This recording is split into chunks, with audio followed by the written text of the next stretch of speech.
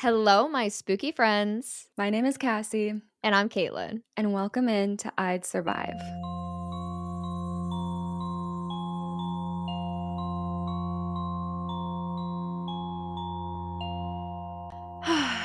Okay, I just have to say, my only horror this week was, as you know, playing Among Us last night. Super terrifying. Can confirm. So scary. Like, my heart is racing more than a horror movie could get my heart racing by a mile. I hate to say it. It's true. Being imposter and Among Us and trying to lie your way out of situations. Yeah. Scariest thing any person could ever have to do, I think. Yeah, I'm trying to really get into it. I've only played it a couple times over on Caitlin's streams, and then I finally did it on my own and set it to super basic mode, and I still was freaking the hell out. It made me be intruder. That's the name of today's movie. Hey! It made me be imposter so much, and I realized after I didn't sabotage a single time. No, that is fair. Sabotage is something I barely do because it's just Okay. confusing to me. Yeah, that's not crazy. Okay. I do feel like I need to it's a good tool though. I No, want it to figure is. out I want to figure out how to use it cuz I'm not as good as Caitlin over here who can she doesn't have to do anything. She doesn't need sabotage. She doesn't even need another imposter with her. She's got it. Yeah, you know me, just that solo imposter. I'm just so good at murdering and lying, guys. It's just a great quality of mine. Yeah, it is. But yeah, so you watched some horror though this week. I did. Ooh, I watched the new Fear Street. I've heard some things. Have you? Okay, yeah. I don't want to get too much into it, but I was disappointed. I'll say that just Mhm. because it just wasn't connected really, and then it's just a basic kind of slasher. So it just didn't stand out. It was fine, but there was just nothing special about it, and I was just kind of disappointed, especially when the first 3 were so good. I feel like they promoted so hard too and hyped so hard. It's Yeah. you gotta follow that up with a amazing movie if you're gonna go that hard with the promo. You would think. I think they also just needed to do what they did the first time and do a trilogy. Did they have to drop them Mhm. back to back to back? No, because I understand that's probably not a smart financial decision. Right? But I don't know. I just feel like making it a standalone. I mean, there's supposed to be another one, I think, but this one was just I just don't care. It was just Yeah. so eh. They scramble and then all of a sudden it's actually guys, it is a trilogy. Yeah, right. Freaking out behind the scenes. 2 movies dropped. They're trash. It's great. But yeah, I think that's all I've watched in the horror world since I last spoke to y'all. I'm super excited to get into today's movie. It was an interesting one. I didn't know that I was going to use it for this episode until the last 5 seconds of the film. Oh. Yes. 5 seconds? Damn, what happens in those last 5 seconds? The tea is piping hot. Right. But basically, it's just I couldn't believe how it ended. I'd never seen anything like that before. And I was just well, Caitlin needs to be aware of this Oh movie boy. now. Yeah, I have never even heard of this film, and Cassie very specifically told me when she told me she was doing this film, don't look it up at all, because I guess you said what the poster is spoilery and everything. So I was like, okay, I'm not gonna touch anything.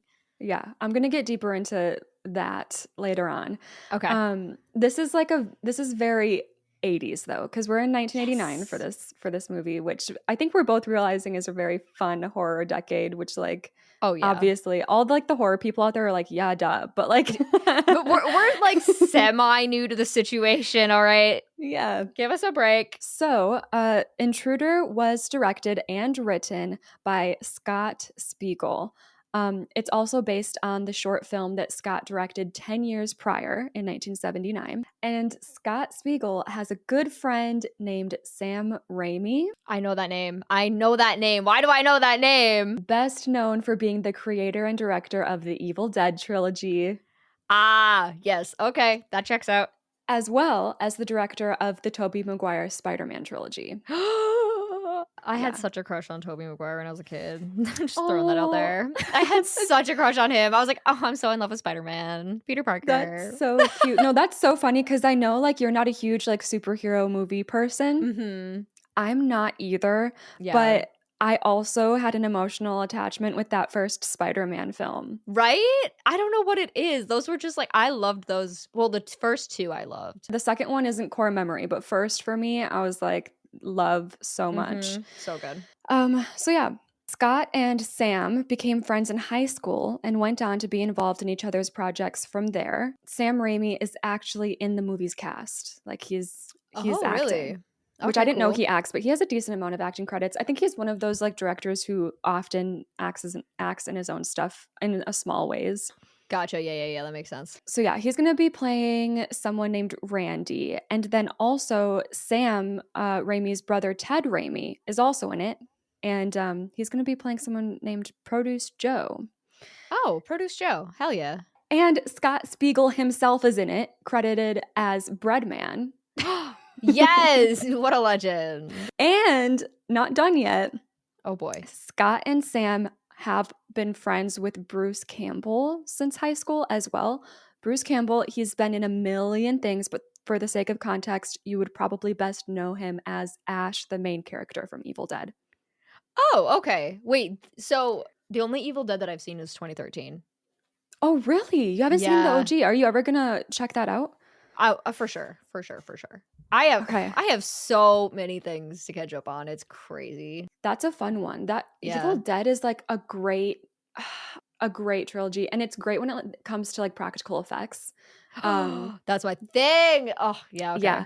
I get like it's crazy because sometimes when you pull off practical effects, specifically with gore, it gets me nauseated more than something looking hyper realistic. Like Interesting. I'm like that's so disgusting. Anyways, yeah.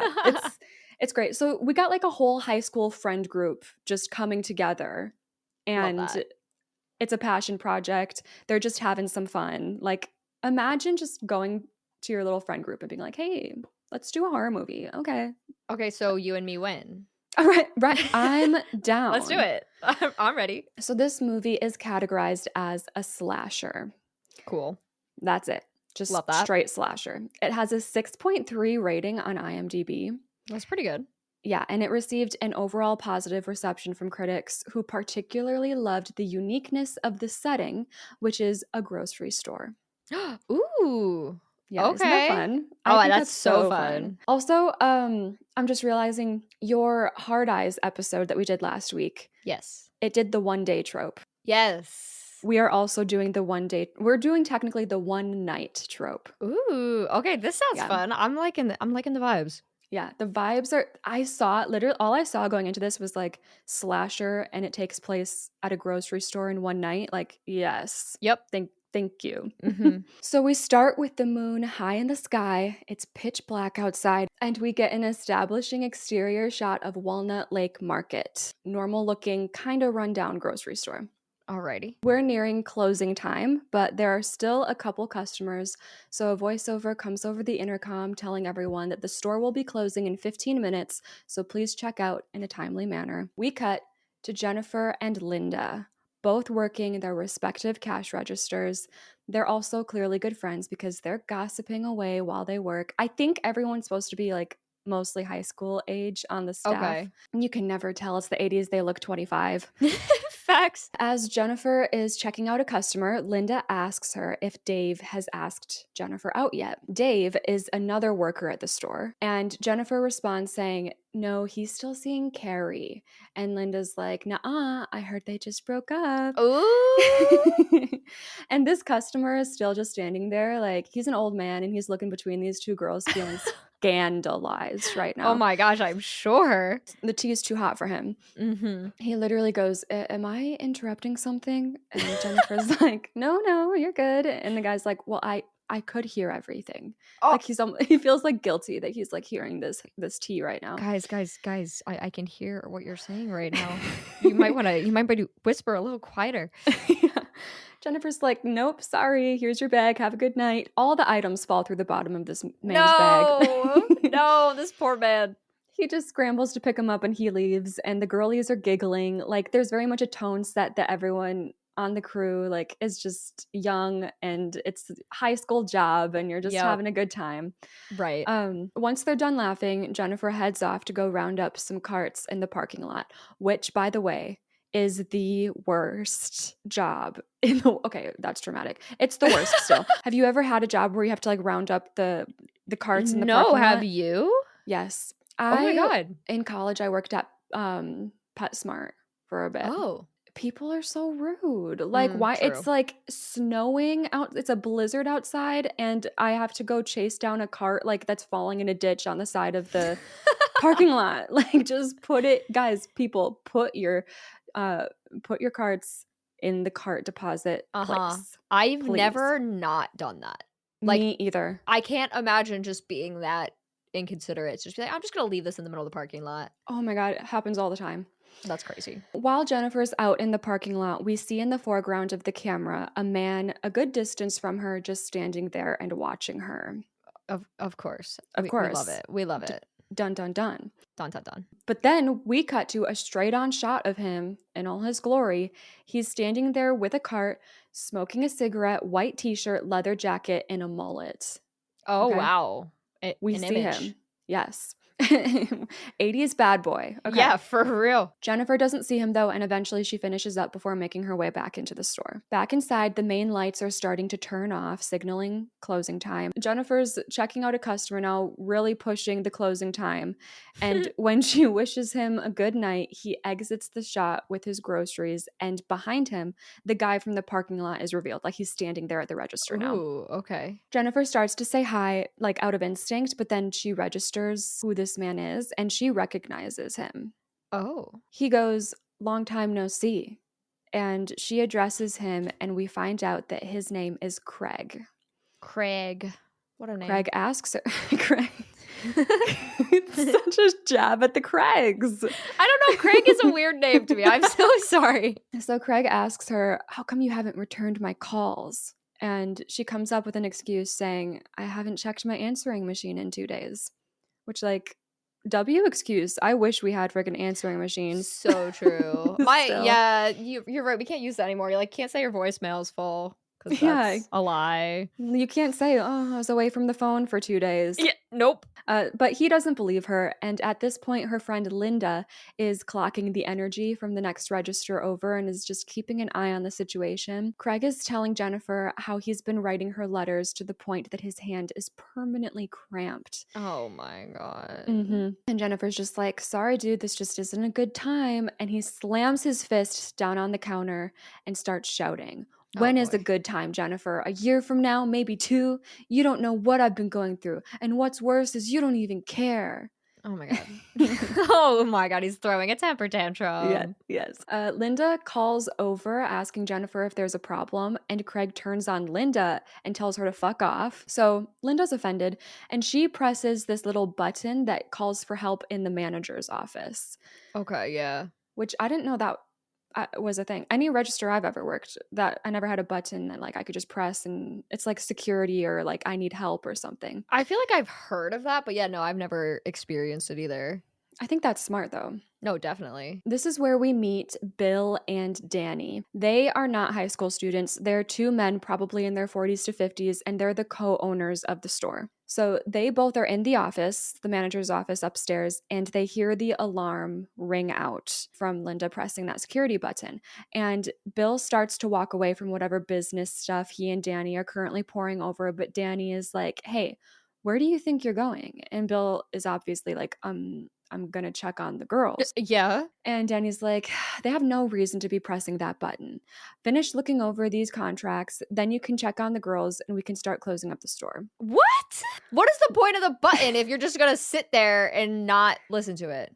Exactly. How many times? I mean, I don't know. The only thing is it could be like a boy cries wolf situation where they're Yeah. just like over pressing it, but that's not established. So please check on them. Yeah, There's that's no reason crazy. to be rude. That's wild. Bill is like, "Let me at least check out the window." There's a window in the office. Like I said, it's on the second floor, so they like open it up and they can look down onto the floor. So when Bill looks out the window, he sees the 2 girls at their cash registers and he sees Craig standing there looking just like a paying customer. Yeah. So everything looks normal and he lets it go. But back down at the registers, Craig is still throwing a hissy fit. Jennifer is just trying to get through these transactions. He's like buying cigarettes. That's his excuse to be standing here still. He's Ah, like, I need to buy these cigarettes. And he just keeps arguing with her. Very much creepy ex, very much stalker. We get the vibe. yeah, yeah. We find out through their arguing that they've been broken up for a year now, and he's Oh. still acting this way. Yeah, yikes. That's restraining order time. Yes, he seems out of his mind. Mhm. At one point, he grabs her jaw, but Ew. Jennifer manages to push him away. But when she tells him to give it up and just pay for his cigarettes, side note, $1.35. Wow. He hands out his cash for her to take, but as soon as she goes to grab the money, he grabs her arm and things get a little rough. Eh. So Linda the friend runs over, grabs at Craig from behind to make him stop. Craig just pushes her off of him, but Jennifer is able to get out of his grasp thanks to her friend, and she starts to take off running away from him and just the register area. Yeah. But she doesn't get far. Oh. I'm talking like maybe 5 strides of running before Craig manages to grab Jennifer again. He won't let her go. Jennifer screams at him, "You're crazy." Yep. So he punches her in the face. Oh, okay. You know what? You know what? It's true. Women are too emotional. I think it's women that are the emotional ones. Speak it. This is wild. Oh my God. It just keeps getting like this. You're not ready for this movie. And I don't think I am. I really okay. don't. So he's like, "Don't ever call me that." Punched her in the face. A random customer, why are you still here? I don't know. It's like literally, we're closed. But Yeah. a random customer that's like still shopping sees this happening and runs over, tries to get Craig off of her and is like, "What the hell is your problem?" Craig pushes this guy so hard that he slams into and knocks down a whole end cap food display. And finally, Bill, the co-owner that like checked on them from upstairs, Yeah. he runs over and he grabs Craig from behind. A full out low budget 80s brawl ensues. Yes. You can imagine the sound effects here. I already can. I can hear like the whacks and the slaps. Oh yeah. Yeah. Hell yeah. The customer that was pushed away gets back into it. The other co-owner, Danny, comes down and he takes part. He's throwing punches. More of the guys on the grocery store staff join in. The girls are just standing to the side in distress. They're like, Mhm. boys, boys. Save us. Yeah. But in the end, Craig manages to get away. Oh my god. And he goes running down one of the food aisles out of sight. And Danny informs Jennifer to call the police, which she does immediately. And she's like wiping the blood away from the punch to her nose. She's like bleeding. Ugh. Yeah. And then Danny orders the rest of the men on the staff to split up and search for Craig around the store. And when you find him, to yell, like just shout that you found him and not to attack. I feel Mhm. like I would have assumed that he like ran out of the store or is like Yeah. trying to leave, but they just immediately assume that he's just going to be hiding somewhere. So I'm like, okay, I'll go with it, I guess. Yeah, I was definitely imagining him like running through a staff room and out a back door.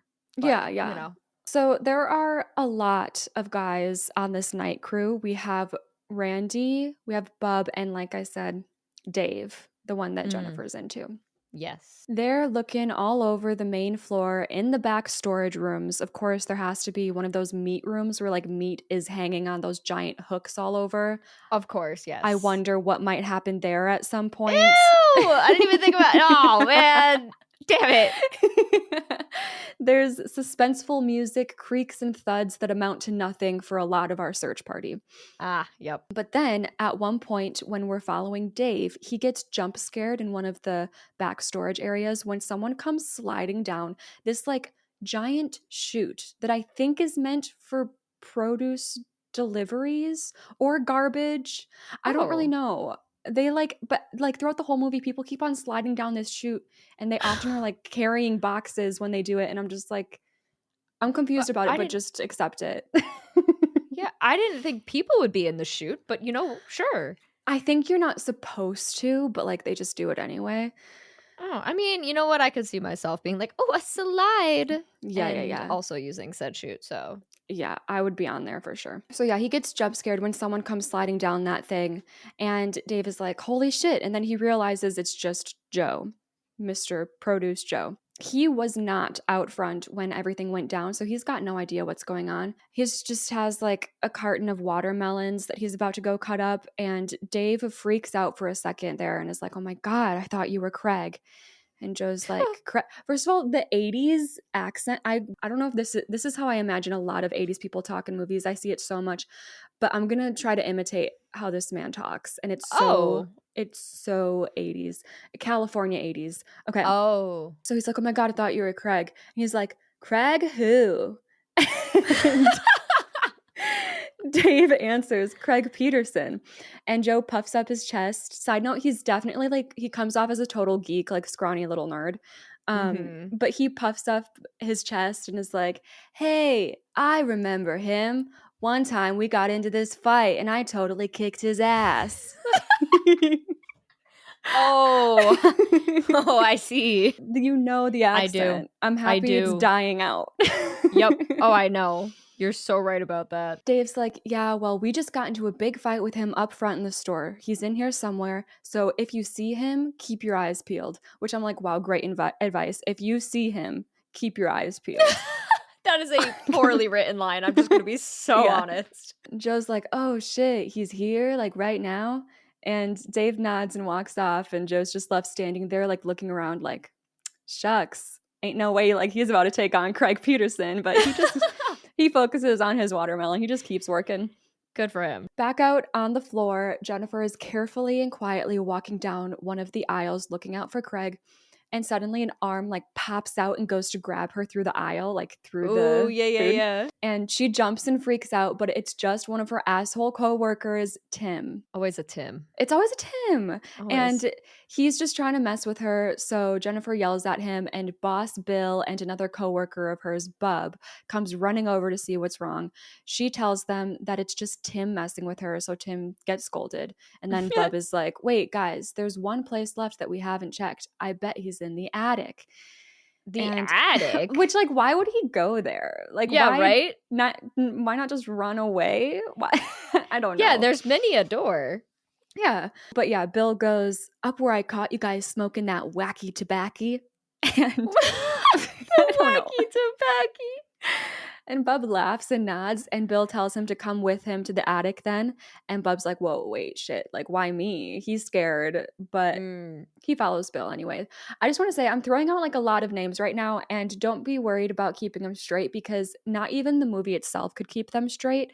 I'm Oh. not kidding. Subtitles on, like there would be a sequence with one person like being killed or whatever, and it would be like blank moans, blank groans, and it's two different names that it's giving me for the same person. And I'm like, which is it was so Oh my frustrating. god. Yeah, no, that is annoying when you're trying to figure it out. Yeah, they don't like establish names very well in the movie. So like I had to do a lot of digging to make sure I was getting it right because Mm, the subtitles were confused. love that. But anyways, once they're gone, Tim to Jennifer is like, "Oh, Jennifer, you got me in trouble. Anyway, want to crack open a beer in the back with me?" And she's obviously like, "No, help me find Yeah. my stalker ex." Yeah, Like, this is not the time for this. no one is taking it serious.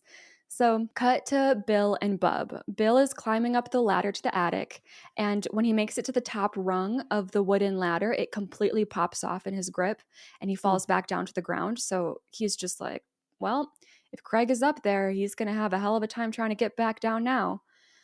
And I'm like, "Well, it's one rung, but Yeah, it's sure." one rung. Can't skip that. That's an essential piece of the ladder. Yeah, I guess he's stuck up there. So now we cut to Jennifer again. Apparently, before when she tried calling the police, they just put her on hold for so long that she ended up hanging up. Oh. But right, yeah. But now she's sitting in one of like the little office cubicles in the storefront, finally getting a hold of them. And there's this glass partition behind her where we see Craig pop up behind her. Oh. And she's speaking with Sergeant Andrews. So she does finally have like the police on the phone. Okay, that's good. She tells them her name, they ask for her location, and she starts to list the address, but only gets as far as 2100 when Craig aggressively makes his way into the cubicle with her, grabs the phone, and hangs up. That's like with Slumber Party, the same thing happened, and I was like, I don't know if, like, tracing was a thing because the same Mhm. exact thing happened in that movie Mhm. from '82. Yeah, I would say it's safe to say it's not. Right, yeah. Oh god, I wanna look that up at some point, like, Yeah, when did right? that become a thing? So he gets all up in her face and then holds his hand out, saying, "Now give me my change." And she she's Help. like she's like, are you kidding? Like, are you serious right now?" He's not kidding. Oh. So she pulls some change out of her pants pocket and tries to hand it over, but he just slaps her hand down and like the change goes flying on the ground. And then he grabs her by her hair, pulls her into him, and he forces himself on her, like kissing her. What the oh my god. Thankfully, that is when Dave pulls him off her. Danny and Bill are also with him, so they all, like the three of them, finally have Craig cornered.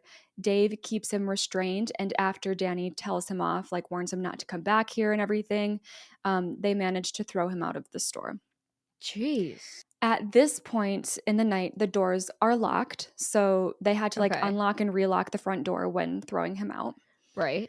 And Craig stands there staring at them from outside for a good minute before finally walking away. But it's like, we of course have the feeling that we're going to see him again. Like, he's not just going to Mhm. walk away and like be like, all right, bye guys. Yeah, see ya. Jennifer is called to the police for the third time and Oh my gosh. finally was able to fill them in on the situation. So Good, good, good. apparently, they'll be sending a squad car as soon as possible to get the story straight. In the meantime, we're having a night crew team meeting that Danny is leading. And Danny lets everyone know that he and Bill have agreed to sell the store to the city. Oh. Oh, Yeah. wow. And all of their jobs will be terminated on the first of the next month, which is like in a week. Nice. The crew is devastated, obviously. It's very last minute, and now they all have to scramble to get new jobs. Bill Mhm. promises that he and Danny will of course give the best recommendations that they can while the crew is interviewing elsewhere, but that doesn't really soften this blow that much. Yeah. So, anyways, Danny's like, "Okay, cool. So, can you guys clean up this mess now?" Like referring to the mess left over from the brawl. And then he just walks off. It's like, "Thanks. Thanks, dude." Um Yeah. Helpful. the crew kind of all turn to Bill for some hope, like asking if he can maybe change Danny's mind about this. And Bill does tell them that this isn't what he wanted. You know, he's put 10 years into this place, but Danny has 51% ownership in the store. So, really, what he says goes. That's 51 to Yeah. 49. The 5149 is rough. That's like, I can't believe that's like really common, like in business relationships. Right. Yeah, that is a thing, isn't it? Isn't that like no, I'm gonna keep my mouth shut. I don't know finance. I'm just gonna stop No, talking. we're not finance girlies. We're like Yeah, no. 5149. That's a thing, right? That don't they do that in money stuff? So the girlies, meanwhile, Jennifer and Linda, have been left to clean up the display from the men's brawl. Oh, Typical. so that is wow. That Mhm. right there. So typical. And they're annoyed because now they understand why everyone was scheduled to work so long past closing tonight. They have to go Mm. around and like label everything as half price in the store. Oh. Oh. Yeah. Wait. Why not just say everything's half off? I don't the thing is they have like one of those like sticker things and they're putting it on every single individual item. Oh my god. I don't know. They could definitely just say, "Hey, everything's half off," instead of doing all that. Wow. So Linda's trying to cheer Jennifer up after everything that's gone down tonight when the front cubicle phone starts ringing. Jennifer goes and answers it. At first, there's no one there. Mm. But then we hear Craig's voice say, "Hello, Jennifer." Hello, Jen. Like, oh, he got the number. Oh no. She asks him what he wants, and he responds, You're standing there looking so beautiful. So he antagonizes her a little more until she screams at him to leave her alone and hangs up the phone. The phone just starts ringing again, but she doesn't answer. Yeah, no. We're not entertaining that. No, don't play his game. Nope. Instead, she walks back over to Linda and warns her not to answer the phone either. And what Linda decides to say to that is very interesting. She goes, This guy is a total creep. You really went out with him? Yeah, he was Like, definitely like this when we first met, and I chose to go out with him. exactly. Like, bro, obviously he wasn't like this Yeah. before. Do you think so little of me? Wow. Oh my god, that's so insulting. Yeah, so but I think it's very 80s. Like she's supposed to be a good friend, but I was like, "Ooh, rough line." Yeah, rough. Jennifer explains that it was only for 2 months over a year ago and she literally hasn't seen him since until tonight. Weird. So, yeah, so Linda's like, "Why, like where has he been? Why tonight?" Mhm. And Jennifer casually drops some lore for us. Ooh, I love lore. Oh, okay. She go You're going to love this one. I'm ready. She goes, "Prison. Craig took me to this bar called Dylan's, and I told him I didn't want to see him anymore. And the bouncer came over and told Craig to settle down because Craig was starting a fight, like with her. And when they pulled Craig off the bouncer, he was dead. Uh, Um, it was an accident, though, I guess. wait. This was like 8 months ago? A year. A year ago? They dated for 2 months, and now he had spent a year in jail for Murder. questionable Murder. manslaughter. I googled it. I was like, if you get into like a drunken fight and someone dies, can you fight for manslaughter in that situation? And you can. It's still a stretch. I don't know. I also just want you to know you're on a list now. You are on a list now that you've Googled that. So Oh, I'm on so many lists. Do you know the crazy shit that I've Googled? At this point, I also I purposefully don't do it in incognito mode because I want it to not look suspicious. I'm always in incognito. I look suspicious as all hell, dude. Yeah, she's like, yeah, so he killed someone. He's been in prison for a year, whatever.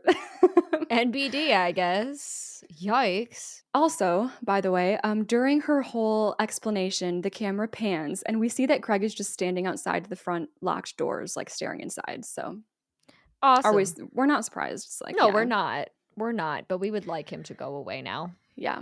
After Linda hears this story, she's like, oh, that's great. And now he's out, which is like, yeah, it's what I wrote in my script here is exactly what we were just discussing. I'm just like, it's wild that he's out after a year. Yeah, From that's that. insane.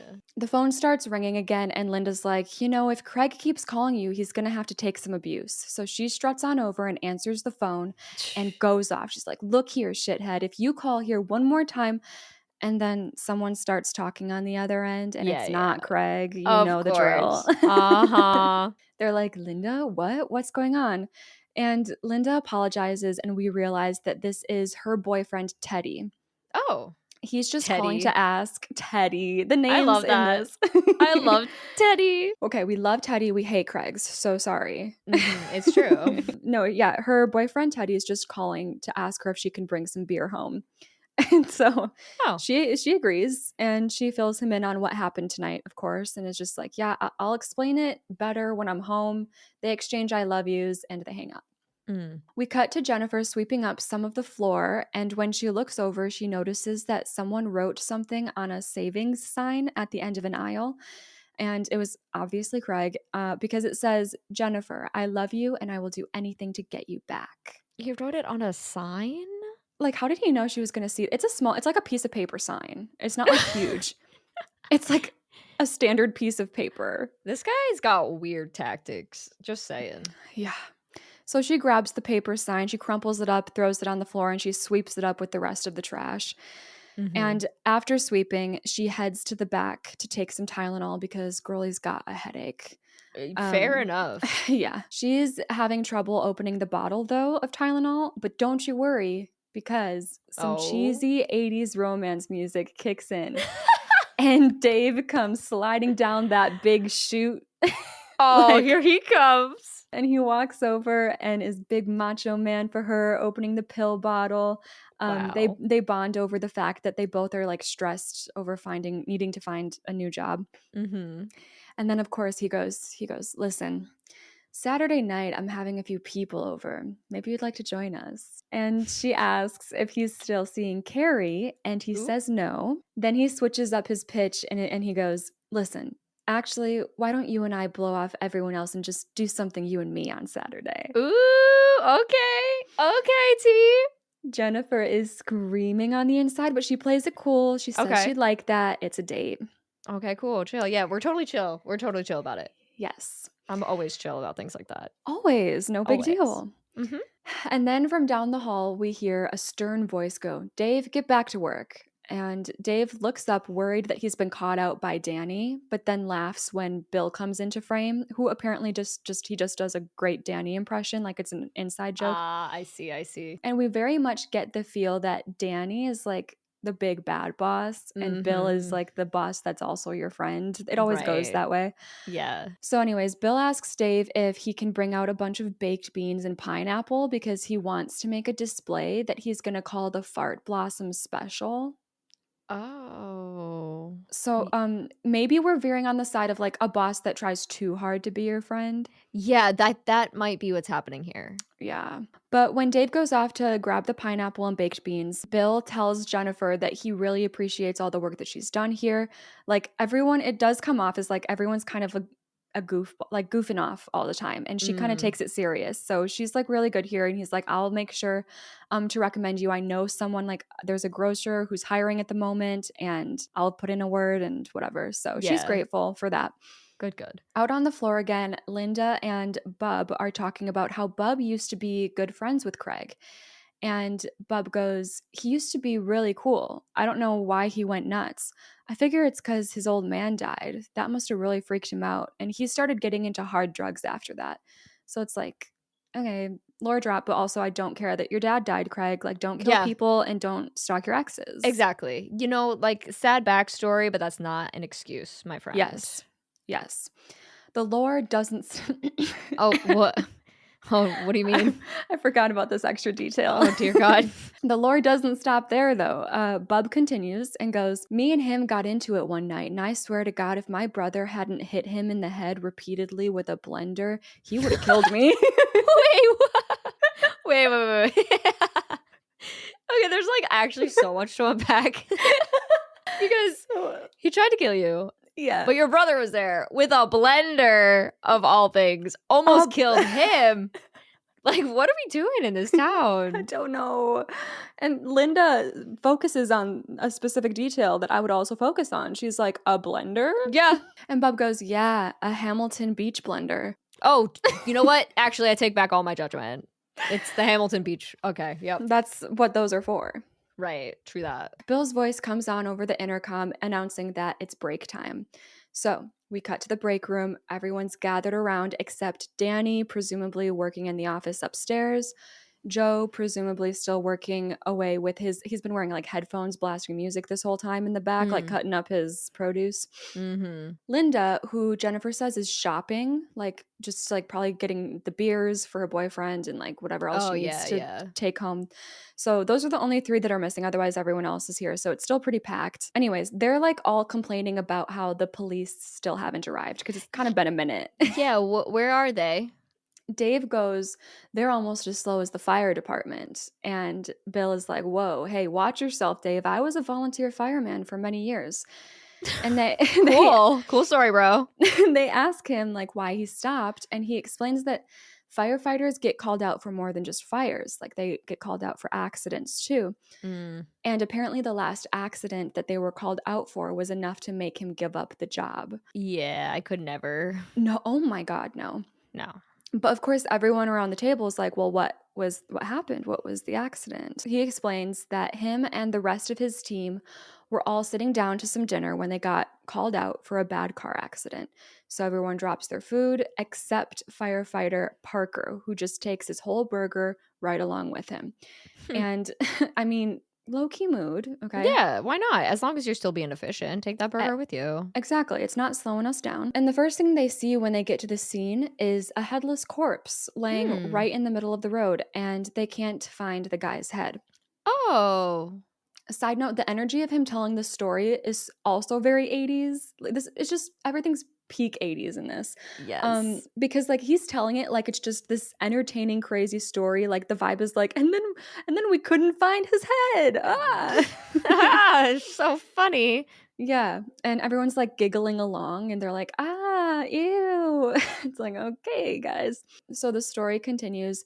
Parker goes walking off down the road, Burger Parker goes walking off down the road looking for the head, still eating his goddamn burger, Ugh. and we all start looking for his head too, but eventually here comes Parker walking down the road toward us, swinging the head by the hair in one hand and What? his hamburger in the other, and he's still eating it. No, no, that didn't happen because that would be wrong and illegal and upsetting to me. The image.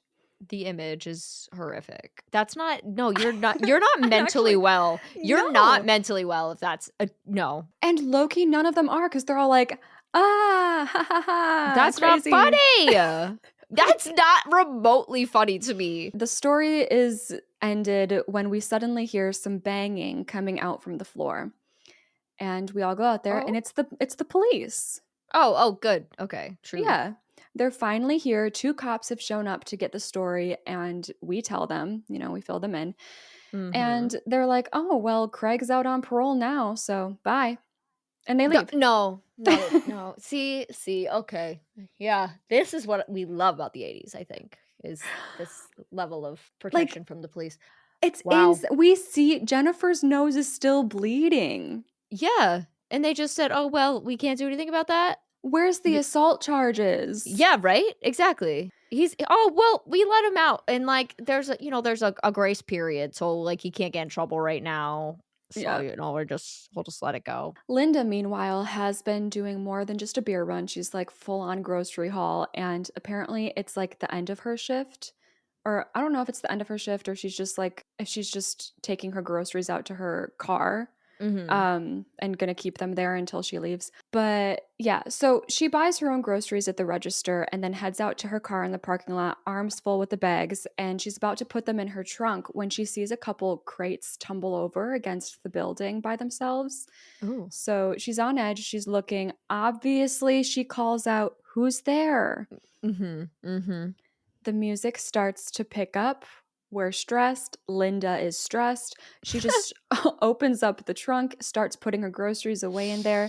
And that is when we see the shadow of someone against the trunk door. She doesn't Ooh. see because, well, she does. By the time she sees, it's too late. Yeah. A butcher knife is raised, stabs her before she can even scream. Ooh. And that makes Bestie Linda our first kill of the movie. Oh. And we are at our first survivability check-in. Oh, I'm thinking. So, yeah, Mhm. basically it's just do I survive that moment? Is it bad that I want to say I'm probably going to survive that? Yeah, it is bad because she didn't really have any. I mean, she technically had warning signs, but I'd probably be like, "Oh, look, there's a cat knocking over crates against the building. Mhm. Tee, let me just put my groceries away in the car." I'm upset because I want to be like, "Yeah, I would survive that." But would I? Don't feel bad. Go with your heart. I'm going with my heart. I'm giving myself No, I'm gonna say 47. I don't know why. What?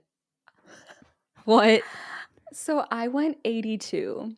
Oh! Yeah, 82 because if everything that went down on that night, like if I'm Linda and I'm working and this Wait! man, You don't go to your car. I don't go to my car alone You after don't. everything that just went down in the That's store. actually so true. I don't know why I just was like, "No, I'm outside." I mean, that's where I'm losing the 18% because if it happens that I'm outside alone for some reason, Yeah. there's not much I can do then, but I think it's a very much a small chance that I would end up outside alone. Yeah, because we knew he was out there, like, watching us. Yeah. I mean, I guess you Dude. could maybe be like, well, the cops are here. He probably ran off because they were just here. Yeah. I'll stick with my number just because, I don't know, I feel like I'm an idiot, and, like, I would just be like, "Ah, it's fine.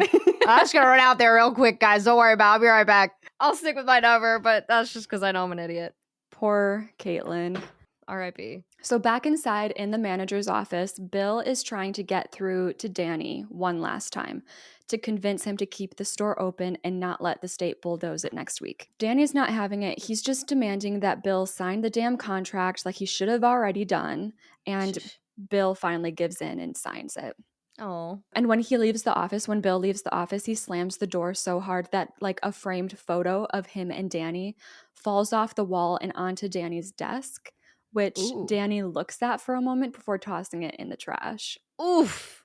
Yeah. Yikes. Rough. Bill heads into a back storage room to do some inventory work when he hears a weird noise coming from the back hall.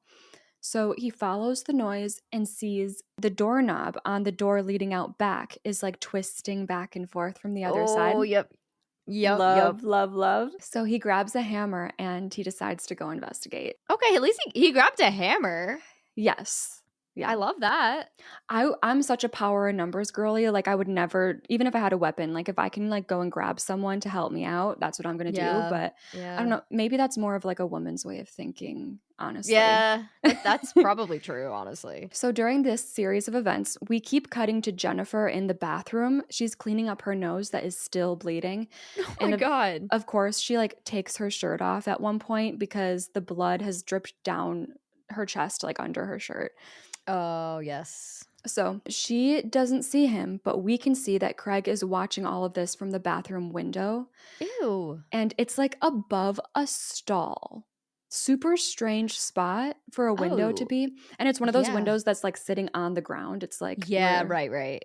at this point, Bill has made his way outside with the hammer and he finds Craig watching her. So he grabs him.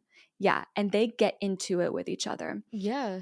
The hammer falls down to the ground at one point, so it's just 1v1 with fists most of the time until they're both on the ground. And unfortunately, Craig manages to grab the hammer and knock Bill out cold, like Oof. right to the skull. It's the dull end, not the Oh, pointy. yeah. Ugh, not the pointy end. So it's like, I wouldn't write this off as death, but he's knocked out bad. Yeah, that sounds like it would hurt a little Yeah. bit. We see Jennifer leave the bathroom and head back to storage, continuing work, grabbing a bucket, whatever. But we're in the POV of someone else, now inside, watching her Ooh. and like breathing heavily, you know? Ooh. You know the shot, the heavy I breathing do. POV. I love the heavy breathing POV. Let's go. Then we cut to Danny in his office and he's pouring out some sort of alcohol and then he sets like the green bottle of alcohol down in front of the camera. And through the haze of the bottle, we see someone come up behind Danny and start strangling him. Oh. Danny grabs for the intercom microphone, but he isn't able to make a sound. It just is one of those like annoying screech noises that comes over the intercom. Yeah. And everyone around the store is like, ow, what the hell? But no one finds this troubling. No, that's fine. That usually happens. Yeah. During the struggle, Danny accidentally rips the mic's wire from the wall. And this guy that is strangling him is strong. He's got him in a solid hold and starts leading his head toward this thing on his desk. Okay, so you know that office supply where it's a long metal poker that sticks straight up and you like skewer unwanted paperwork onto it? Yes. So I'm sure this is going to be great. The killer guides Danny's face toward that and slams him down onto it, eyeball first. Oh! And that looks like it's gotta be Danny's death. Yeah, that doesn't sound pleasant. Down on the floor, the phone is ringing again. So Jennifer answers, and it's Linda's boyfriend, Teddy, on the line. What's up, Teddy? He's asking if Linda is still working. But of course, Jennifer tells him that she left a while ago. Okay, so she was like literally about to go home. Yeah. So now they're both worried. They're like, what? She's not home? She's like, what? Yeah, she left. She should be home by now. Mm-hmm. So they're both worried. After the phone call, Jennifer is just standing there like silently crying. So when Dave comes up behind her and says, hey, Jen, she gets jump scared and then like immediately jumps into his arms for a hug, which I cringed at, but like, I guess it's cute. So You're like, ew. yeah. She opens up to him about everything that is scaring her tonight. And he's just like, you'll be fine. Everything's fine. And then he starts making out with her. Oh my God. No, that's such a pet peeve of mine. Because like I've like when some girl, it's usually this way. Like a girl is like distressed and like having a bad time, something bad's going on, and the guy's like, well, what if I made out with you? Then that's gonna fix everything. And also like to me, like that's just so emotionally manipulative. Oh my God. I know some people are probably like, girl, relax, but no, this is like such a pet peeve of mine. I feel you. I was not here for the makeout. It was not the right time. Like a makeout isn't going to fix a girl's problems. I hate to tell you guys. No. No. Can I really quick side tangent? There's a Mhm. moment in Riverdale where this happens, and that will always be the most, like, triggering for me is, like, somebody's parent dies, and then the, like, other person, like, makes out with them in the shower, like, the day that it happens, and I'm like, "What the fuck is this?" I'll never get over that. That's wild. I don't know if I either don't remember it or I didn't make it that far, but it Yeah, I doesn't just didn't surprise me that that's Riverdale. well, exactly. That was like, oh my god, I've never been so mad, sorry, anyway. You just, like, triggered me so bad right now. Just like At one point, he, like, has her completely laid out on the register conveyor belt oh. and is, like, half on top of her, and during this, we see that their coworker, Tim, is being a creep and watching from behind an aisle, like, Oh. very, very possibly getting himself off. We then, though, get another POV from the back rooms watching them, like, we're watching okay, how do I say this? We're from the POV of someone watching Tim watching them. Okay, yep, yep, yep, yep. Also in the back, Randy is on his own creating a platter of some sort, and he's like putting olives on it from a jar, some for the platter, eating some for himself. Are you an olives girly? Just black olives. Really? I can't with any olives. Really? I do love Yeah, me a black olive and black olive juice. that's wild. It tastes good. I always have to like with taco dip, like I always got to get the black olives off there because it often comes with Really? those. Yeah. Anyways, yeah, he's like an olive for me, an olive for the platter, an olive for me. Um, we cut to Joe, Produce Joe, still chopping away at who knows what now, still listening to that music. He's Mhm. way too into slicing and dicing the food. When he cuts it, he like brings his knife all the way up over his head and then brings it down hard. Like Ooh. he's too excited. So he's bringing the knife up all the way over his head, back down, up over his it's so exaggerated. And then the killer does the same exact thing to him. No! The butcher knife, we like see the butcher knife come up, raise high, and then we expect it to come down on like the food, but then it comes down and it comes through like the back of Joe's head. Oh, yeah, yeah. And we see his body then get dragged off somewhere. So big like pool of blood Ugh. trail. Yeah, yeah, yeah. So goodbye, Joe. Aw. Randy's heading toward the manager's office, trying to find either Danny or Bill for something, and the office door handle is literally missing. Just a hole there now. Oh. And before, when Danny was killed in there, there was a lamp that got knocked off the desk, and his blood was dripping down onto the light bulb, so the whole room is lit up red. Ooh, I love It that. was a really cool shot. That's awesome. So now there's red light pouring out of this doorknob hole, and Randy just looks through it but can't see much and is just like, huh, that's weird. Just walks back to whatever he was doing before. I would not be able to rest until I could figure out what the hell is going on in there. What do you mean the doorknob is gone and there's red light coming out of there? Exactly. Where are we not concerned about the missing doorknob and the red light? I'm very concerned about it, so We cut to Tim in the back cooler room price tagging beers when the door to it swings open and he thinks that Bub is messing with him. There's a vibe that like Bub and Tim are really close and always Mhm. messing with each other. So he's like, Bub, quit it. Close the door. Stop messing with me. And when he makes it over to the door and opens it up, a butcher knife goes straight into his gut. Blood spraying everywhere. Oh my Rip god. to Tim. God, Yeah. people are really truly getting butchered left and right. Dropping like flies. Yeah. Now on to Bub. He's using this huge piece of machinery labeled General Hydraulics, and I think it's like a big box crusher. Ooh. Oh. Yeah, Oh. but it's huge. Like it's bigger and wider than Bub himself. And when it's not crushing boxes, you can just see right through it to the other side.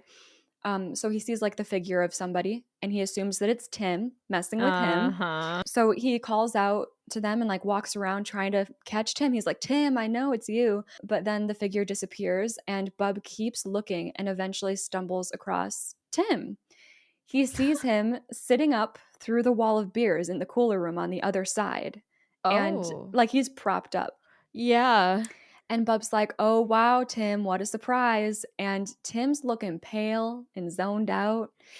And Ew. Bub goes, Tim, you look horrible. Anal itch got you down. What? like, Help, Please take a moment to look at this man right now. He keeps goading Tim, trying to get him to take the bait, not realizing whatsoever that Bestie is dead. Yeah. And then an arm shoots out from the cooling room and like grabs Bub and pulls him through the stacks of beers and into the cooling room. Uh-huh. And the killer throws Bub over his shoulder, Whoa. runs him back on over to the box crusher, turns it on. Mm-hmm. And this big metal slab meant for box crushing slowly starts to lower. And the killer holds Bub down so that half of his head is in the crushing zone. Oh. And Bub is screaming and trying to get out of the hold, but he doesn't manage to save himself. The slab presses down, completely crushing the top half of his skull into like bloody soup. Ew. Practical effects too. I gotta say, I feel like it would have been better if his whole body was in there. Just like half of his head is so much worse. Yes, it looks wild too. Ew. So R.I.P. Bub. R.I.P. freaking everybody. Yeah. Jeez. I'm dead. I'm just gonna put that out there. Now we cut to Randy. He's in the meat hook room. No, he's not in there. Like, he doesn't need to be in there right now. You really ready? If you could just please exit. He's taken some inventory on different meat orders that they have packed away for pickup. And a lot of them are on those styrofoam platters that are wrapped in saran wrap. Okay, yeah. And one of them catches his eye because it looks really weird. And upon closer inspection, he sees that it's a human hand. Ah. So he's obviously like, what the fuck? And that's when a pair of hands grabs him by his shoulders from behind, picks up his entire body off the ground, just straight lift, carries him over to a meat hook where he's then dropped down on his open mouth. Like the meat hook goes up through the roof of his mouth. Yeah, no, I don't want that to happen, actually. So I don't like that. Rip Randy. Who's left? Like, honest to God, like, who is alive? There's gotta be like 4 people left. Oh man. Well, Dave and Jennifer are still out on the floor. Oh my God, I forgot about them. Dave's doing inventory stuff on the shelves, and Jennifer's... Oh, okay. They're not making out anymore. I just assumed that they were still on the conveyor belt, just like still having a time. They got back to work. Oh, okay. Good. Dave's doing inventory on the shelves, and Jennifer's scrubbing down the register area. And Dave still thinks that Bub is like out here doing like working in the aisles the same like with him. A little earlier on in the movie, Bub asked for a box cutter from another aisle over, and Dave threw it over the aisle for him. So now that Dave needs the box cutter, he asks Bub to return the favor, assuming that he's still in the aisle. Right. And the box cutter does get thrown over to him, but when he catches it, the blade is out and like he cuts his palm. Mm-hmm. So Dave's like, what the fuck, asshole? So he heads to the back to find a bandage for himself. And when he gets back there, he notices it's completely deserted. Yeah. And the meat slicer machine is running on its own. Ooh. So he calls out for Randy, but gets no response. He gets himself bandaged up and then heads into the bathroom. And in one of the stalls, there's a pair of shoes, like he can see from under the stall. So he's like, Randy, Bub. And when he opens the stall, we see that it's not just a pair of shoes. It's a pair of feet, completely severed at the ankles. No, what's going on? What is going on? So Dave sees this and he's like, haha, very funny with the pig's feet, guys. Oh, hilarious. Yeah, no, I can't. If you're pulling pranks like that, we can't be friends. Oh, not a chance. Don't even think about it. The way that so many of them are so casual and think everything is just pranks. I mean, I know it's like a hardcore horror trope, but also it's like, oh my God, how I couldn't stand it. I could not be friends with these people. Not a chance. When he leaves the bathroom, he hears footsteps coming from the attic, and there are bits of dust falling from like the attic door in the ceiling. It's like a crawl space, but it's like, what are those freaking called? It's one of those weird like holes in the ceiling that you just like move. It's like indented into the ceiling, and then you just move like whatever's covering it over. So he climbs the ladder to the attic, and it's not missing a top rung. Plot hole. What? I was like, wait, someone installed it? Right. No, it's gotta be a plot hole. Okay. And he's just like, I know you guys are up there. And he grabs a flashlight, climbs up. This attic is filled with a bunch of creepy Halloween things, mostly Halloween masks. I don't know why a grocery store Yeah, what? needs so many masks. But then we also do see Christmas stuff, and it just looks like there's a bunch of general like holiday stuff up here. So whatever. Okay, Um, sure.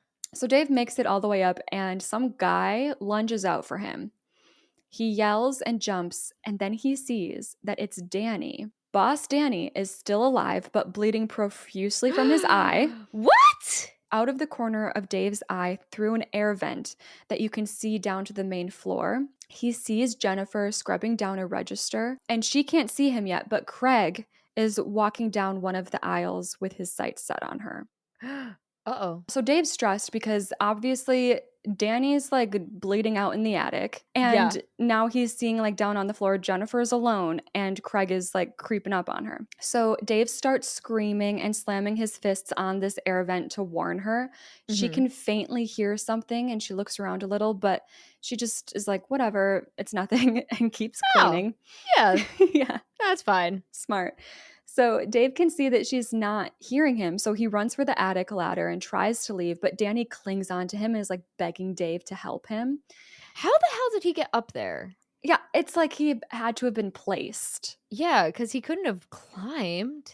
No, and why would he? Right. Danny's clinging on to him, but Dave like manages to get him off him. He screams and falls down the ladder like to the floor below. And immediately the killer runs at him and slices Dave in the head with a meat cleaver just to get Oh. him bleeding a little. It's not a kill. Okay, just like a paper cut Yeah, kind of little, vibes. little Okay. foreplay. Not foreplay. Because then he grabs him and pulls him over to the meat slicer, gets Dave's head right up in there, and slices his head in half. Oh. So How gory is it like how like gross is this movie? it's pretty gross. It's fun gore. Like it's all practical effects. It's very much like a lot of like dummies made of like these heads Okay. and stuff. It's not the kind of practical effects that gross me out that you'll someday see in Evil Dead. It's more it's fun. Okay, because it sounds nasty, I gotta Yeah. say. Yeah, some of them are really cool. But yeah, the killer loves a good, thorough slicing, beheading, skull crush. Yeah. They're having fun. We are at our second survivability check-in. Jesus. I feel like these kills have been these people are caught off guard. And I think that's like the biggest weakness for me. And this killer is strong. Right. I was thinking like all these guys are going down. Like he's able to take all these men down. I'm just not feeling confident right now. And Mhm. like again, the warning signs aren't even like I feel like there aren't a ton of warning signs. Maybe I'm just like not thinking straight, but we knew there was someone here, but we've decided at this point that we're staying. Right, that. We did have the moment where I think it was Randy who like just totally was like whatever about the missing doorknob and like looked through That and at the one. red it's like what is going on? And then we had the moment with Bub where he's looking at his dead friend and thinks that his True. dead friend isn't dead and is like I would know something's wrong and like the state of his friend it's like how are you not seeing he's dead right now? Okay. So Yeah, those I are think some little leeways there. those two. I would feel like Randy's didn't lead to death though, right? Like the one with the red light. That didn't like lead to a death moment really. Yeah, no. So kind of considering all of these characters, I'm going to go 38. Okay, I went 24. Okay, yeah, cuz I think most of these are very much just people being caught off guard by a very strong killer and there's just not much you can do. Yep. Back to Jennifer. I was actually shocked by Dave. I thought it was going to be like Yeah. them together in the end and they'd like be the final people and like get to go on that date. Like that's what I was thinking. Right. Yeah, no, that probably where my brain would have been. Back to Jennifer, she notices an eerie silence and just calls out for Dave. She starts searching the floor and it gets to a point where she's calling out for everyone, realizing that she's like the only one out on the floor right now. Yeah. Eventually, she starts searching in the back, accidentally stepping on an eyeball in the process. Oh, but no. it just crushes and gushes beneath her foot, so she doesn't realize what it was. Yeah. That's like a new fear now that I have. What if I accidentally step on an eyeball and I don't know? What if you already did? Stop. Actually, stop. No. Because I stepped on a dead bee the other day, and it was traumatizing, and now I'm like, if that was an eyeball, like, I don't Oh. know. I don't think I'd ever recover. No. She's also, though, immediately distracted by this giant hunk of meat, like hanging up on a hook, coming swinging toward her on its track. Like it like almost hits her. It's giving Monsters Inc. I literally wrote, it's giving Monsters Inc. like door style, all this meat. Oh my god. And Love that. she starts yelling for Randy to stop messing with her. Mhm. Everyone's just like, you guys play too much. Everyone plays too Yeah. much. Apparently, they prank each other all the time. Yeah. But when she turns around, she lets out a scream because there's Randy still hanging on that meat hook. Yep. And to her right, down at the end of the room, she sees the figure of the killer. So she decides it would be best to run into the meat freezer and hide in the corner in there, which I don't understand because the killer definitely watches her run in there. But like, okay, Yeah. girly. Is that not a dead end? It's a dead end. Oh my god. And it's not even a hiding place. He saw you go in there. Yeah, right? Right? What? Girl. So, at the very least, she does grab a meat hook as a weapon. All right. Yeah. In her hiding place in this corner, the camera pans up and we see a pair of legs completely severed at the torso standing up on God. boxes behind her. There are just like limbs everywhere that you look in the store right now. Yeah, like, it sounds like there's just like, oh, here's some feet, here's a head, here's some legs. Like, Yes. ew. And when a piece of hanging meat starts moving on its track to her right, she screams and runs out of that freezer. She tries closing the door behind her, but a hand comes shooting out, like a living person. Their hand comes shooting out. A disembodied hand. Yeah.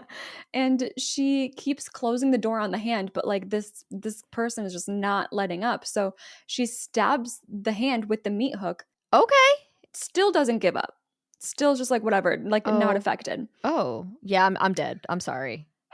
And eventually she hooks Randy's hanging body and drags him against the door to help her try to close this thing. Like use his weight to try to close. Oh. But not even that works. So she ends up just making a run for it. Yeah. That's probably the better idea anyway. Yeah. And instead of running out of the store, No. she runs up the stairs to the manager's office. She's knocking frantically, screaming out for Danny and Bill. She obviously is not getting an answer in return. And Nope. then she notices the blood seeping out from under the floor. So she turns and she runs, and she somehow accidentally falls down the chute that everybody keeps sliding down into the back storage room. She forgot about it. I don't understand. Why is there just a hole in the ground upstairs? Why is that? What do they use the chute for? Like, and if they're coming down the chute from upstairs with watermelons, why are there watermelons upstairs? I don't understand. Like, Yeah, right. They put them up there just so they can take them down the chute. yeah. At the bottom of the chute, she's welcomed with Tim's dead body, split completely in half. His top half is sticking out of one garbage can, and then his legs are sticking out of the other. And it's kind of silly. It's kind of fun. He's wearing a sale sign that reads "half off," which like got it. That's so funny. you gotta hand it to the killer. I do like that.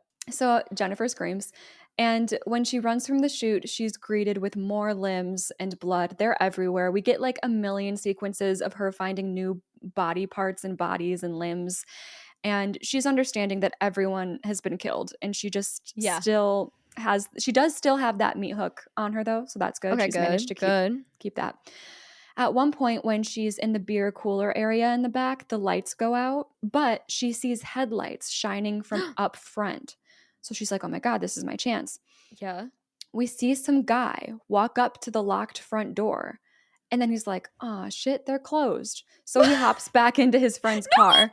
Oh my God. No. Come on. Come on, man. And during that time, Jennifer is sprinting to the front of the store. Yeah. But by the time she makes it to the door, the car is already driven off.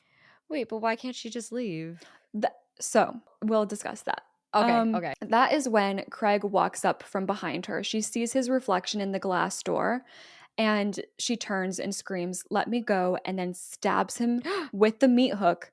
He stumbles back, falls to the ground, remains pretty still, but it's like, you got to do better. You got to do more. Yeah. Don't just stand there and look at him. Yeah.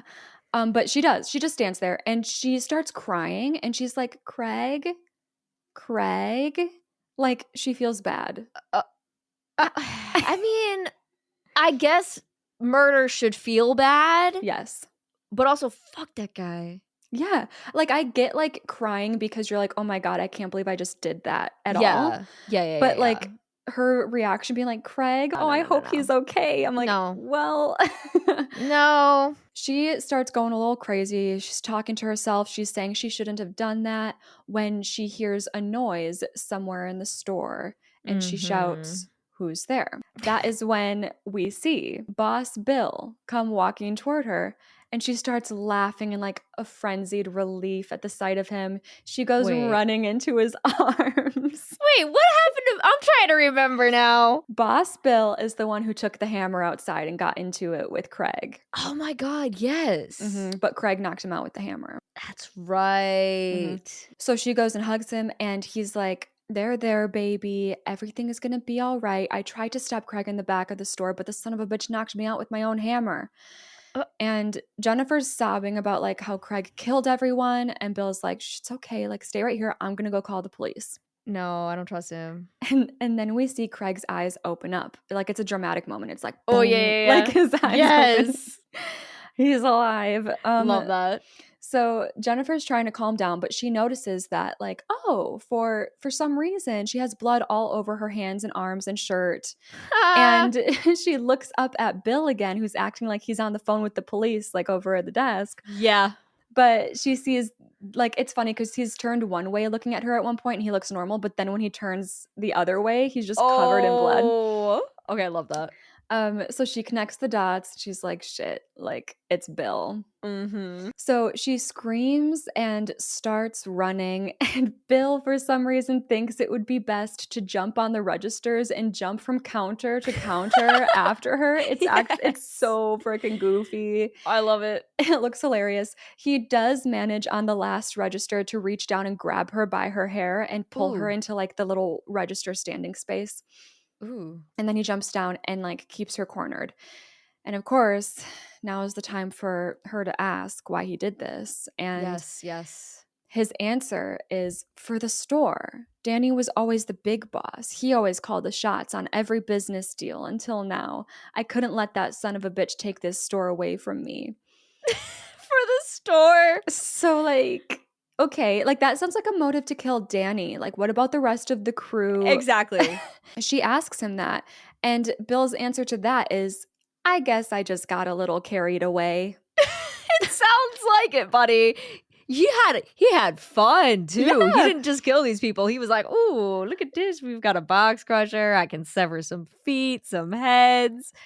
Damn." Like, so that's it. He's just insane. So it's the way he delivers the line too. He's really fun. Like the switch here is really fun in him. You can see the screws coming loose, and there's a psychopath in there. Hell yeah. So Jennifer screams, "You're sick," and she spits in his face, and he just smiles like really big at her and slowly licks her spit off of his chin. Ew. All right. I just felt literally sick to my stomach when you said that. That made me nauseous. Disgusting. He starts laughing like this man is unhinged, and he says, "Can't you see? I'm just crazy about this store, and I truly am sorry, but there's going to be one more killing here tonight, and Craig will take all the blame." And he's leaning in for her, but she grabs a bottle of alcohol from nearby and clocks him over the head with it. So he falls to the ground, and she starts running, but not out the front door. No. It couldn't be that easy. Nope. Instead, she decides to go run and hide in a Jiffy Pop popcorn display that's set up. Oh, yeah. Okay. You're not even mad yet. You don't even know. You're not even mad yet because... What do you mean? I'm pissed, dude. Not only does she decide to hide in a Jiffy Pop popcorn display, she also knocks over and like shatters an entire bottle of alcohol in the process right next to the display before then hiding in it. No, okay. All right. You know what? She's not helping represent women in the way they deserve to be represented. Yeah. This is upsetting. I don't know. I don't understand. Like, he's gonna know you're right there, sweetie. You left a little trail. You sure did. So, yes, he finds her and starts hacking away with his meat cleaver at the No. display. Oh, Yup. I thought you meant at her. She's Oh, gonna no. live. He decides to just go for the display, like popcorn's flying everywhere. He's just having fun. Jennifer is able to escape and she runs again. Okay. To the door. Still not out the front door. Okay. Alrighty. Instead, she decides to go to the back storage rooms. The one thing she does here is she does grab 2 knives for herself. Okay. They start to play like a sneaky game of cat and mouse together throughout the store. There's this hilarious shot where like Bill is creeping down one of the aisles and notices some toilet paper has fallen off the shelves, and so he just like can't help but place them back on in an orderly fashion For the store. for the store. Jennifer is making her way down another aisle, but Bill's arms come crashing through cereal boxes on the top shelf and grabs her head. Like 2 Ooh. hands just totally encapsulate her head. And he starts to lift her up off the ground by her head. Oh, nope. Yeah, she drops one of her knives in the process from the scare, Yeah. but she has the other one and she tries to stab at him like backwards with the other. But she just ends up puncturing a box of Frosted Flakes. So, Oh. yeah, she is though able to grab a jar of wheat germ, like whatever the hell that is. I don't know. But it's a hefty jar. So she's able to grab that and like smacks him over the head with it. She's able to get away again. She remembered to grab the knife that she dropped in the process. And finally, she runs for the front door. Oh my god. Oh my god. Oh my god. I've been waiting for this moment my whole life. Except No. No. Except it won't open. So, like, obviously it's locked. But we knew that, and we have keys. Also, you would think, like, back in any place that I've worked in, you can just unlock. You don't need keys to unlock it from the inside. True. That's unless facts. it's like a really fancy door where like you need keys on both inside outside. I don't know. I have to assume that's what the situation is. Like, you need keys to get out, so we're trapped in because she doesn't have the keys on her. Okay. Yeah, it's frustrating. So she grabs a fire hydrant and starts trying to shatter the glass door. That's the other thing I was thinking. Yeah, but it's not working, so she just gives up after like trying like 2 times. Okay. Yep. I would rather die than try one more time. It's true. But true. then some random ass guy, actually this is the director cameo. This random ass guy walks up to the door with a tray of bread. And Jennifer's like, "Oh my god, like help me." Yeah. But then this bread guy, his blood like sprays the door because he's been stabbed through the back with a butcher knife from behind. Like, Bill's outside now. Oh. Yeah. Wait, so but how did Bill get out there? I don't know. Does Bill have the keys? He's got to have the keys. Yeah. Dang it. Bill smiles at Jennifer from the other side, pulls the keys out of his pocket and like swings them at her and walks away. So she just stands there hyperventilating until she hears a new noise from the store and she screams, "Who's there?" I would assume it's like Bill coming back inside. I don't know. Yeah, I probably would be screaming out. But she's still got her butcher knife and she goes to investigate the noise. Can we call the cops again? Is that an option? It is. I don't know why we're not. Okay.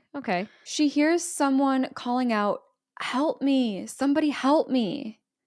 And it sounds like Boss Danny. She runs toward it and she sees Danny like peeking out from around an aisle. And he's like looking rough. How is he getting around? So she rushes over to him to help him up. And when she does, she sees that it's Bill. And he's just holding Danny's head in a way to make it look like it was him. Like, oh my God. It was Bill's arm making it look like Danny was crawling. And then he's like puppeteering the head to make it. And then remember, he does a great Danny impression. That's right. I forgot about that. Jennifer like steps back in horror as Bill stands up with like complete glee on his face, holding Danny's head up next to his own, screaming, "Help me! Somebody help me!" Ew. He sounds like a psycho. Let me just put it that way. Just put it, simply. Maybe the most unhinged yet that we've covered. Yeah, this is wild. And then Bill proceeds to give Danny's face a tender kiss on the cheek, Mm. all while keeping his eyes on Jennifer. Mm. And Ugh. Jennifer just stays standing there staring at him like, what the actual fuck? Like, she's at the point where she's like forgetting to run because she's looking at this like, what is happening? Kind of valid. I'm not gonna fault her for this. Yeah, yeah. And then Bill whispers to her, "You're next." And but she raises her butcher knife and she goes to take a stab. Oh. But Bill is unfortunately psychotic and fearless, so he just grabs the knife like by its blade midair to stop her.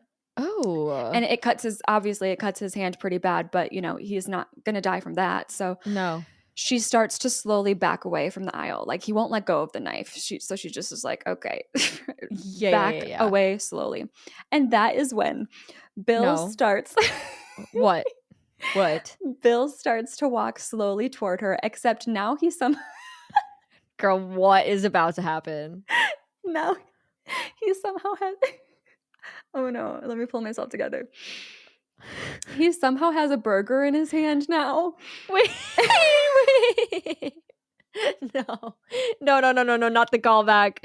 Not the callback. Bill has a burger in his hand and Danny's head, he has Danny's head in the other. And this is one of my favorite shots of the movie. It's so funny. It's so good.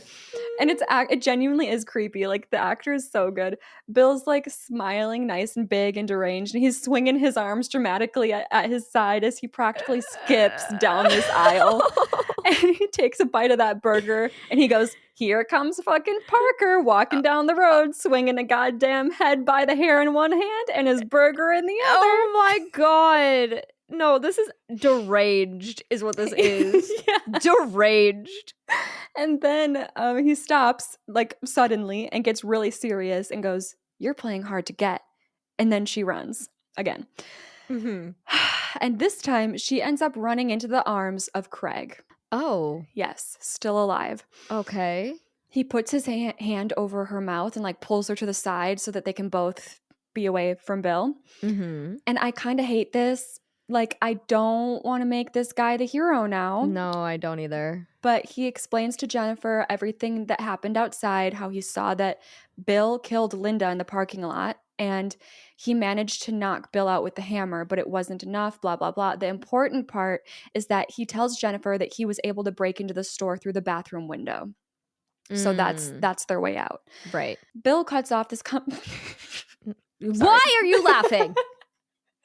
Bill cuts off this conversation by popping out of nowhere and he starts beating Craig the fuck up with Danny's head. What? Just whack him.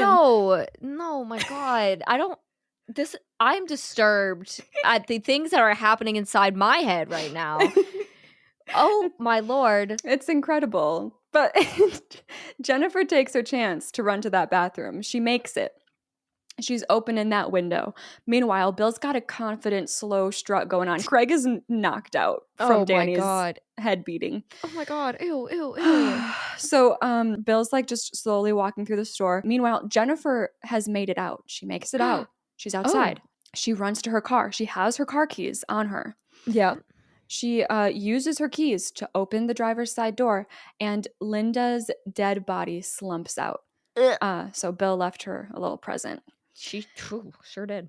And Jennifer screams, and then hands shoot out from underneath her car and grab her ankles. What? Like, what? How did Bill manage to get there that fast? No way. Nope. I call foul. I'm throwing my challenge flag. She falls to the ground and she gets completely dragged under the car and then out to the other side. Ooh. And Bill is just laughing away at his good work, and he's standing over her and he lifts his meat cleaver, giggling to himself, and he goes, "Leave it to Cleaver." Oh my God. But he doesn't know that Jennifer grabbed the knife that was still lodged into Linda's dead body. Ooh. And she pulls that baby out and she screams, "Suck on this,"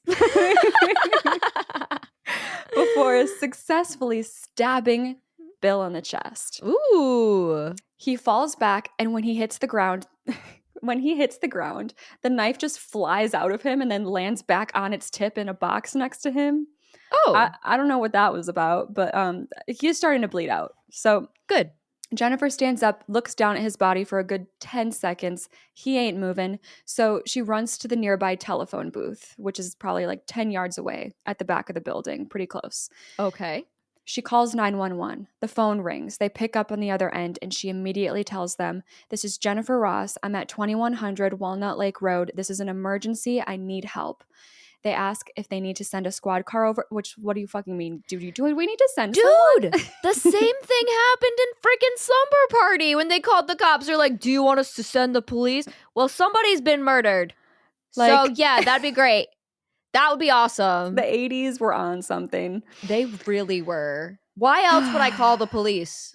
What do you think oh my God. So she's like halfway through saying yes when suddenly Bill and his meat cleaver burst through the glass wall of the phone booth at her. No. She starts beating his head with the phone and he backs off and then tries to get to her through the actual door like a sane killer would do instead of bursting through the wall. She closes herself in, she closes the door. So he starts pushing the phone booth and it starts rocking back and forth. It's not drilled into anything. Oh, it's just wow. Okay. Yep. Super unstable. He pushes the entire phone booth with her in it on its side. Ooh. Glass breaks, shatters all over her. He climbs on top of the booth now, having the time of his life. Like this is a game of peekaboo. Yeah. And when she tries to escape out the side, he goes, "Yoo-hoo, where are you going?" I hate him so the yoo-hoo. much. Yoo-hoo is crazy. And he's got a hand on her like pants so she can't get away. But that is when Craig shows up again, grabs the meat cleaver off the ground and starts stabbing Bill in the back like repeatedly. And Bill turns around and the stabbing continues in his chest. Bam, bam, bam. It goes into his hand, like splits his fingers. So Bill's getting like fucked up by this meat cleaver. And finally, he seems to go limp. Oh my God. Jennifer's been able to worm her way out of the phone booth, so she and Craig stand together over Bill, staring down at him. And that is when the police show up. And oh my God, good timing. Finally, a cop immediately jumps out of the passenger seat and has a gun pointed at them, ordering them to freeze and for Craig to drop the weapon. So Jennifer's screaming at them like, "Wait, we didn't do anything." But they both get manhandled by different officers. They get pushed up against the police car and like immediately handcuffed. And Jennifer's screaming, "No, you don't understand. I'm the one who called you." Right. And then guess who comes to in the telephone booth? No. Bill's still alive and he huffs out, "They did it. They killed everybody in the store." And the cops listen to him and are like, "Oh shit, like everyone in the store is dead?" Well, why are we listen? What? Of course, Jennifer and Craig start screaming out that he's lying and it was him. One cop goes running inside. The other is left to deal with this situation out here. And Jennifer and Bill share a look and like he starts giggling to himself, feeling real good about how this has turned out right now. Yeah. It's looking bad for them. And Jennifer screams again that they didn't do it, and the officer slams her head into the hood of the car. What? Telling her to shut up. Like she's like, "We didn't do it." He goes, whack. Like bops her head into the hood of the car. Oh my God. Insane. Craig screams to leave her alone, so the cop just starts beating him up against the hood. It's wild. Like they're handcuffed. Why? What's happening? Like what is going on? You've not gotten the story. They are handcuffed. Why are you beating them up? Why would you be beating them up even if they're not? But like, it's like, what's going on? Right. Meanwhile, Bill's still got like a huge smile on his face in the booth. Yeah. So the officer that ran inside comes back out and over to them and is like, "It's like a bloodbath in there, man. They've got bodies all over the place."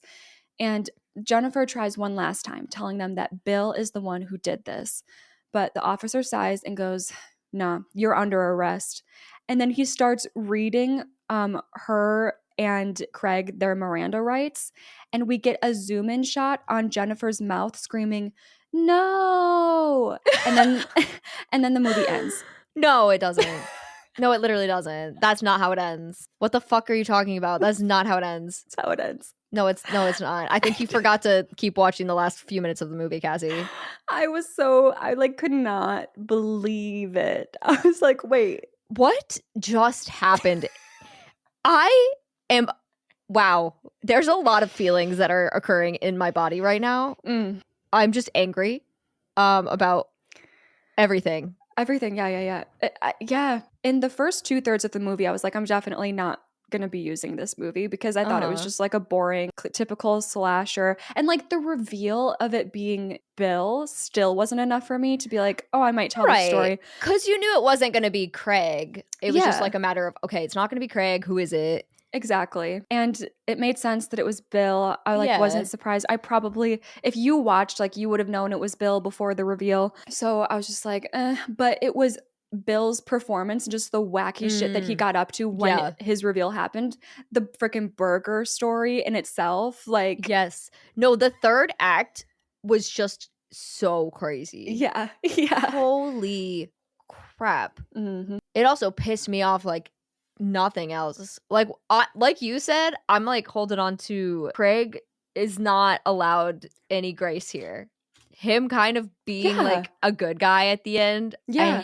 I hate that. Which is another reason why I wanted to tell the story because I was just like, that's so crazy that they Yeah, like made him come around to be the helper in the end. you Like, know, I'm no, not about I that. don't want to be saved by you. Thank you. Nope. Yeah, like, the fact that, like, yeah, he's, like, a big part of why she survives in the end, like, Yeah.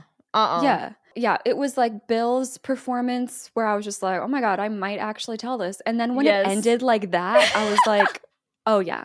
Yeah. I will be telling this story because Uh, what the fuck?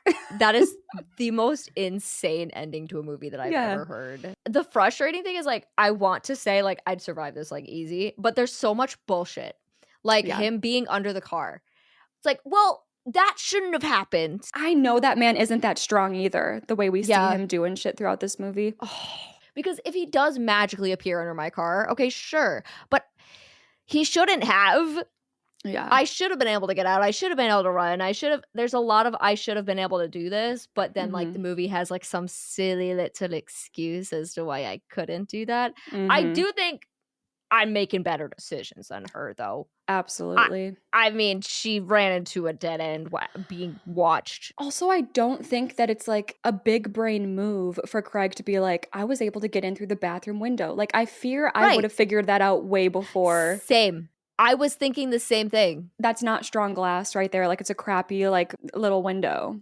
Yeah, no, there had to have been options, and yeah, so with her, I'm definitely, I think, a higher And percentage. honestly, if I was like her, just getting punched in the face by my ex, I would be asking the police, like, when they did show up, I'd be like, can I Oh, get an yeah. escort home? Like, I don't want to be here tonight. I don't feel safe. Yeah, these Drive me home. police suck. Yeah. These police, like, why are I don't understand why they're beating them up. That is the Insane. most what? All around. The police come like when they first came in, it's like, "Oh, well, he's out on parole. Bye, guys." And then the police that obviously come in at the end, you're just as unhinged as this Yeah, you freaking really are. killer. You're not hearing me out. What, you didn't let me tell you the story? Did you not like you can't just point guns and arrest people and be like, "All right, got him." What? The And then you're beating us up. Like, what are you doing? literally the conclusions that they jump to, insane. Yeah. But yeah, I didn't have you like look this Oh, up at all. yeah. Because it's so weird how this movie was promoted because the poster shows Bill as the killer. No way. And then the trailers show him as the killer. Like through the trailers promoting the movie, like we're just showing so many scenes of him being like the deranged killer. And What? so it's a fun movie, but they really dropped the ball, I think, on the promotion because it's supposed to be a reveal. Like the way they do it in the movie, it's Yeah. supposed to be a moment, but it wasn't for anybody because anybody seeing this movie at the theaters knew who the killer was already. That's super weird. That's how I would Yeah. expect it. Yeah. I don't know why they did that. Oh, yeah, I see the movie. The movie poster's fun, though. Oh, yeah. But yeah, it drew me in. That is a fun movie poster. Holy crap. Super fun. My final act score, I don't care if people are going to yell at me for this. Like, I'm giving myself an 88 because I'm so mad. Yeah. I'm surviving that. I don't care what anybody says. How are you I'm surviving it? You're like bathroom window. Like when are you I'm clocking what's going on and how are you escaping and when? so I'm trying when did she find out people were dead? Right after like Dave died and she realized it was Yeah, quiet. I'm getting out. I'm first of all calling the cops immediately. And also, there's got to be a way out of this building. I refuse to believe that she couldn't find a way out. It's Yeah. like, and I know there's the bathroom, like, I don't know. Well, it's I weird to me just too. There can't just be one set of keys that Bill has. Like there has to be multiple keys to this that everybody right. has to leave. And again, this is just like it's tough because it's so that shouldn't be a thing. So Yeah. that makes me mad. Like I should be able to get out the door. Yeah. Oh my god. This movie's driven me absolutely mad. I'm going to turn into Bill after this film. Holy crap. I will say I don't want to eat a burger after this one. No, I'm good. I wanted I'm a good burger after the menu. This one, I'm going to pass. I'm going to pass. I'm good. I gave myself for the final act a 17. What? Yeah. No. No way. Yeah. Because, like, if I'm, first of all, apparently this guy is Superman. Like, he's I so know. strong. I refuse to believe he is. I don't care that he is. He's just not. I'm so upset. And like the fact that he like grabbed the knife midair, it's like that's a really scary trait for the killer to Right. have. Where like even if I have a weapon, he's gonna fight me and doesn't care if how he gets injured in the process as long as he wins. Yup. I think in this final act, like where I'm at the point where it's just me, I'm completely alone now in the store, and I'm realizing what's happening. I think I think I would be it comes down to like being overpowered and like I would be taken care of pretty quick. I would like to think that I would make a run for it, like find the keys and get out. I would not be hiding in the stupid places that she did, but I just am not confident about being able to get out and like being in that phone booth. The phone booth sequence was insane. Like I don't know if I would have survived just the phone booth part because I don't have a weapon in that moment and he has a meat cleaver and he pushes the whole thing over and I'm if I get pushed over in a phone booth, I'm going to be very weak. Like I'm not going to take that hit well. I am a fragile human being. Like I'm not going to just be able to like army crawl out of there. Like I'm going to be like, "Ow, what the fuck?" Yeah. Rude. Like you probably popped I have like an issue with what's it called? My tailbone. I have serious issues with my tailbone. It pops out of place and I just Ooh. know I'd be like cowering on the ground in that phone booth in pain and it just would have been over for me. Like I don't have the strength to fight. So yeah, that's why I did 17. The 17 that I gave myself is the chance of me like being able to get out of there and run away. And Yeah. maybe I could have gone higher because like you said, like there's just so much stupid shit that she does. I do agree with you though, like the level of deranged that he is Yeah. goes so hard against you Yes. because like he's just gonna barrel at you no matter what it takes. Exactly. Okay, I stayed strong in like the first act though. My final overall score doesn't come out too bad, but it's pretty low. I end up at a 41%. Okay, mine was 58. So we were pretty Okay. close at the end of the day because yeah, you were I think stronger at the start than I was. We had a big like difference in the first act. Yeah. So 41 plus 58 divided by 200 is 50%. 50? We're a flat 50? Our first clean 50. A clean 50%. I honestly think that works for this movie. No, it makes so much sense because like mistakes were made, but it was deranged. Right, like the level of deranged versus how easily you should have been able to get out. Yeah. Falling right at 50 Yeah, perfect. does work. Well, that was that. Yeah, it was. Let us know if you got as mad as Caitlin here or if you're having a good time and giggling away. Please let us know your thoughts on Instagram. You can also check us out on Discord. And over there, please submit your scores and let us know, would you survive?